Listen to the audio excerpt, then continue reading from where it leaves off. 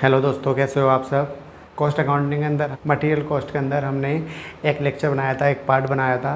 इसके अंदर हमने डिस्कस किया था डिफरेंट स्टॉक लेवल, जिसमें हमने reorder level, economic order quantity, maximum level, minimum level और एवरेज स्टॉक लेवल के ऊपर डिस्कस किया था। डिटेल में डिस्कस किया था विद एग्जांपल्स।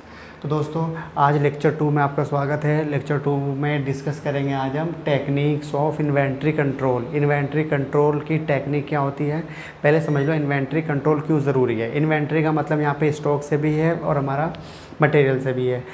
मटेरियल जो होता है किसी प्रोडक्ट का एक बहुत ही इंपॉर्टेंट पार्ट होता है, जो बहुत ज़्यादा कॉस्टली हो सकता है। अगर हम इस मटेरियल कॉस्ट को कंट्रोल कर ले, मतलब कम करने की कोशिश करें, तो उसके प्रोडक्ट की कॉस्ट ऑलरेडी डाउन हो जाएगी, और डाउन हो जाएगी तो उसको कॉम्पिटिटिव एज, कॉम्पिटिशन में उसे एक एडवांटेज मिलेगा। तो इसलिए एक फर्म को इन्वेंट्री कंट्रोल की टेक्निक का यूज़ करना चाहिए, जो उसके लिए बेस्ट हो, बेटर हो, जिससे कि उस प्रोडक्ट की कॉस्ट को हम कम कर सकें। तो हम यहाँ पे डिफरेंट टेक्निक्स के ऊपर डिस्कशन करेंगे। देखो ज़रा कौन कौन सी टेक्निक्स हैं। पहली टेक्निक होती है ABC टेक्निक, ABC एनालिसिस भी बोलते हैं इसे। ABC टेक्निक अभी थोड़ी देर में डिस्कस करेंगे डिटेल में। दूसरी टेक्निक होती है different stock levels. Different stock level decide कर देते हैं, जिससे ज़्यादा स्टॉक हम एक्सेप्ट नहीं करते, जिससे कि इन्वेंट्री कंट्रोल हो जाती है। और तीसरा होता है हमारे पास इकोनॉमिक ऑर्डर, EOQ डिसाइड करना, इकोनॉमिक ऑर्डर क्वांटिटी। फोर्थ होता है two bin technique.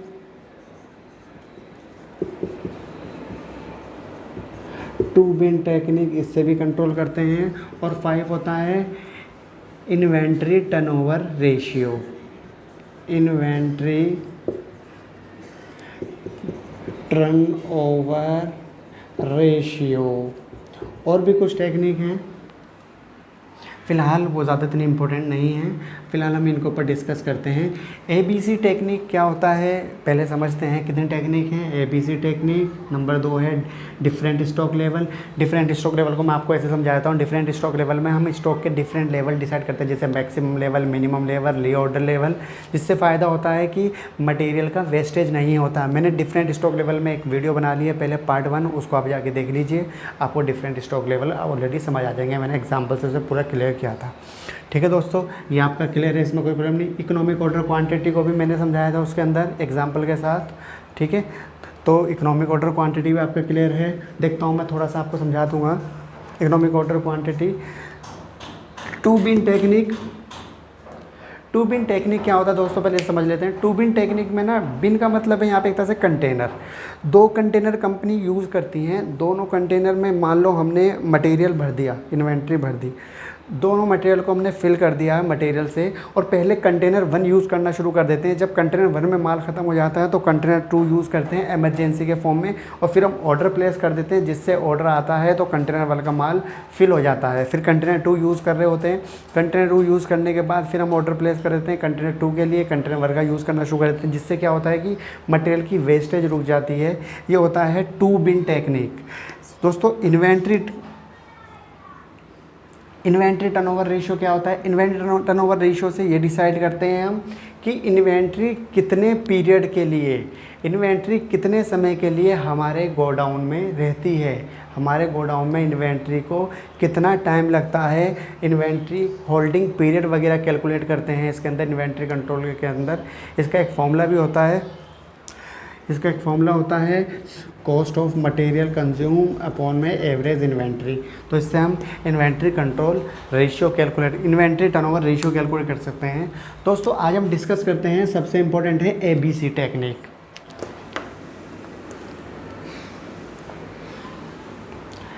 ABC technique में क्या होता है, जैसे नाम से पता लग रहा है ABC, ये कैटेगरी बनाई जाती है। कंपनी 3 कैटेगरी बनाती है।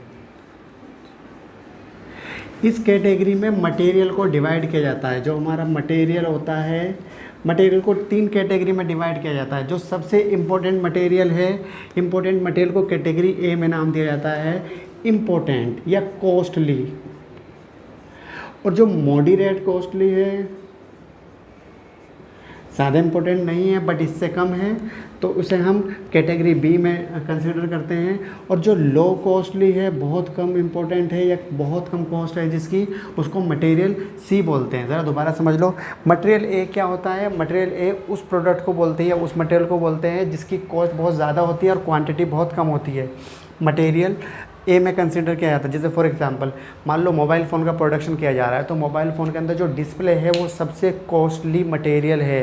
एक डिस्प्ले ख़राब होने से हो सकता है आपको बहुत ज़्यादा लॉस हो जाए, तो डिस्प्ले और प्रोसेसर जो होगा आपका वो मटेरियल ए कहलाएगा। तो जो इसकी अगर मैं रिलेटिव कॉस्ट बताऊं तो मान लो ये टोटल इन्वेंट्री का 70% होता है। जितना हमने मटेरियल में पैसा इन्वेस्ट कर रखा है 70% ये मटेरियल ए होता है। तो इसको हमने कॉस्टली को मटेरियल ए नाम दिया है। और जो दूसरा मटेरियल है, जैसे मैंने एग्जांपल बताया था, जैसे बैटरी वगैरह है मोबाइल फ़ोन स्मार्टफोन की, वो इतनी ज़्यादा कॉस्टली तो नहीं है, बट उसको इतनी ज़्यादा कॉस्टली नहीं है, तो इसलिए उसको हमने मॉडरेट कॉस्टली या मॉडरेट आइटम बोला है। इसको कैटेगरी बी मान लेते हैं। 20% कॉस्ट है टोटल इन्वेंट्री की। और जो उसके बाद मटेरियल बचता है, जैसे नट बोल्ट वगैरह हैं आपके, ये बहुत कम, जैसे छोटे मोटे आपके जो सॉकेट वगैरह हैं, ये जैक वगैरह जो हैं, ये लो कॉस्ट के होते हैं। मान लेते हैं टोटल इन्वेंट्री का 10% इनमें इन्वेस्ट किया गया है। और इनकी जो क्वांटिटी है, क्वांटिटी मान लेते हैं इनकी क्वांटिटी बहुत, जो इनकी जो कैटेगरी ए का आइटम है उसकी क्वांटिटी बहुत कम होते हैं। जैसे 10% है, इसकी मॉडरेट होती है मान लेते हैं 20%, और इसकी बहुत ज़्यादा होती है जैसे 70%। इसको एक एग्जांपल से क्लियर करता हूँ। सपोज़ करो आपको 100 करोड़ का इन्वेस्टमेंट करना है इन्वेंट्री के अंदर। तो जो आपकी जो 100 करोड़ में से जो 70% होगा, 70 करोड़ का जो इन्वेस्टमेंट है वो मटेरियल ए के अंदर इन्वेस्टमेंट किया गया। तो ये बहुत महंगा मटेरियल है और ये इसकी क्वांटिटी भी बहुत कम होगी। मतलब वो बहुत थोड़ा सा है, बहुत महंगा आया है। थोड़ा इसे समझ सकते हैं आप, थोड़ा सा आइटम है, बहुत महंगा आया है, मोस्ट कॉस्टली, तो इसलिए कैटेगरी ए नाम दिया गया है।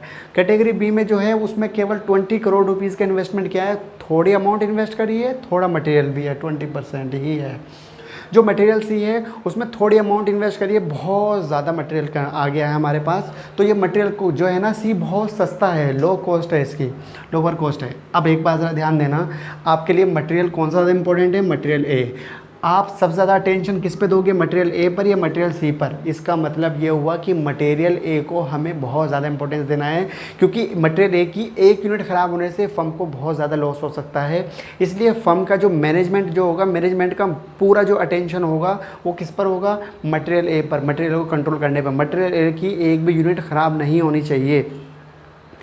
देखो दोस्तों, दवाइयों पे लिखा होता है कि उसे ना ठंडी जगह स्टोर करें, धूप वगैरह से बचाएं। बट मेडिकल स्टोर वाले जो होते हैं सभी दवाइयों को अपने कोल्ड में, मतलब फ्रिज में नहीं रख सकते। जो बहुत ज़्यादा महंगी वैक्सीन होती हैं, बहुत ज़्यादा कॉस्टली दवाई होती हैं, उनको जो बहुत ज़्यादा कॉस्टली मेडिसिन होती है उनको वो अपने फ्रिज वगैरह में रखते हैं और बाकी को बाहर रखते हैं। इसका मतलब वो मटेरियल ए है, उसकी एक यूनिट ख़राब होने से आपको बहुत ज़्यादा लॉस हो सकता है। मटेरियल ए, समझ आ गया आपको? इसके बाद थोड़ा अटेंशन मैनेजमेंट मटेरियल बी पर देता है। मतलब सबसे पहले हमारा जो प्रायोरिटी है, हमारा जो मेन फोकस है वो मटेरियल ए पर है।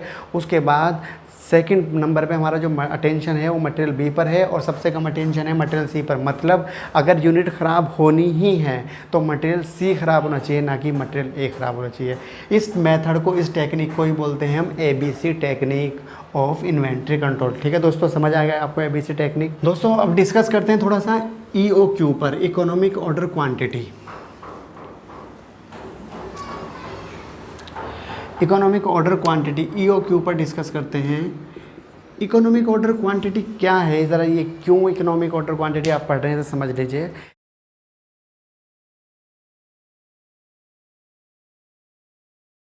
समझ लीजिए एग्जांपल से। इकोनॉमिक ऑर्डर क्वांटिटी का मतलब होता है आप इतना ऑर्डर प्लेस करें, क्वांटिटी किसी मटेरियल की इतनी क्वांटिटी का ऑर्डर प्लेस करें जिससे आपकी कॉस्ट ना कीप एज लो हो, मतलब आपकी कॉस्ट ना कम से कम रहे। जैसे फॉर एग्जांपल आपको टोटल पूरे एक साल में आपको 10,000 यूनिट्स, पूरे एक साल में आपको 10,000 यूनिट्स की डिमांड है, एनुअल डिमांड 10,000 यूनिट्स।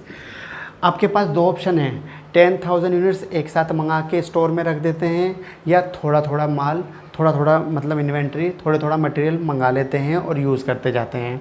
अगर आपने एक साथ मंगाया तो आपका एक फ़ायदा ये हो जाएगा, जो आपका ट्रांसपोर्टेशन कॉस्ट होगा, ऑर्डरिंग कॉस्ट होगा, वो एक ही बार खर्च होगा पैसा, मतलब बार बार ऑर्डर करने से बार बार ट्रांसपोर्टेशन के खर्चे नहीं होंगे। मगर दूसरी तरफ आपको बहुत ज़्यादा लॉस भी हो सकता है, क्योंकि जब आप गोडाउन में माल को कैरी करेंगे 1 साल तक के लिए तो उस पर बहुत ज़्यादा आपको रेंट वगैरह देना पड़ेगा, बड़ा गोडाउन परचेज़ करना पड़ेगा, ज़्यादा रेंट देना पड़ेगा आपको।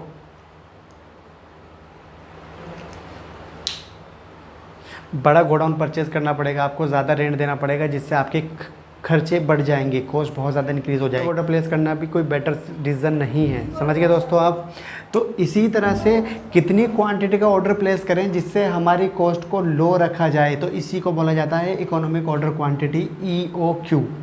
ठीक है दोस्तों, एक एग्जांपल समझते हैं। सपोज़ करो आपको एनुअल डिमांड है 10,000 यूनिट्स, आपकी ऑर्डरिंग कॉस्ट, एक ऑर्डर की जो कॉस्ट है वो 100 रुपीज़ आती है पर ऑर्डर। चाहे उस ऑर्डर में 1 यूनिट हो, चाहे 100 यूनिट हो, चाहे 1000 यूनिट हो, चाहे 10,000 यूनिट हो, आपकी 100 रुपीज़ की ऑर्डरिंग कॉस्ट आएगी ही। मान लेते हैं कैरिंग कॉस्ट, जब आप स्टोर में कैरी करेंगे, गोडाउन में कैरी करेंगे अपने मटेरियल को, तो उसे कैरिंग कॉस्ट बोला जाएगा। मान लेते हैं कैरिंग कॉस्ट जो है आपकी 50 पैसे 50 पैसे पर यूनिट है। तो जो आपकी कैरिंग कॉस्ट है वो 50 पैसे पर यूनिट है। अब एक बात सुनना आप, जब आपने माल परचेज़ करा तो आपकी जो कैरिंग कॉस्ट है, कैरिंग कॉस्ट शुरुआत में, जैसे आज आपके पास गोडाउन में माल आया है, गोडाउन में स्टोर करेंगे माल को, मान लेते हैं देखो पर यूनिट है तो पर यूनिट के हिसाब से आपको खर्च करना है। तो शुरुआत में आपके पास यूनिट बहुत ज़्यादा हैं तो कैरिंग कॉस्ट बहुत ज़्यादा होगी, बट जैसे धीरे धीरे ये कम होने लगेगी आपके पास, क्योंकि माल जो आपके पास मटेरियल है वो धीरे धीरे कंज्यूम होने लगेगा, तो आपकी कैरिंग कॉस्ट कम होने लगेगी। तो इसलिए शुरुआत में ज़्यादा है, लास्ट में बहुत कम है, इसलिए कैरिंग कॉस्ट एवरेज इन्वेंट्री पे लिया जाता है। एवरेज क्वांटिटी, एवरेज क्वांटिटी कैसे निकालते हैं? Q/2 करके आप एवरेज निकाल सकते हैं, क्वांटिटी बाई 2 करके आप एवरेज कैलकुलेट कर सकते हैं। ठीक है दोस्तों, एक फॉर्मूला आपको याद करना है इकोनॉमिक ऑर्डर क्वांटिटी का।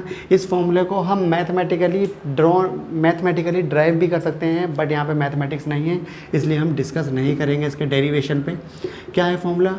2AO/C। ए का मतलब है एनुअल डिमांड, बी का मतलब, ओ का मतलब है ordering cost, cost per order, और सी का मतलब है कैरिंग कॉस्ट। सारी चीज़ वैल्यू पुट करते हैं फॉर्मूले में। A × 10,000, ऑर्डरिंग कॉस्ट कितना है आपका?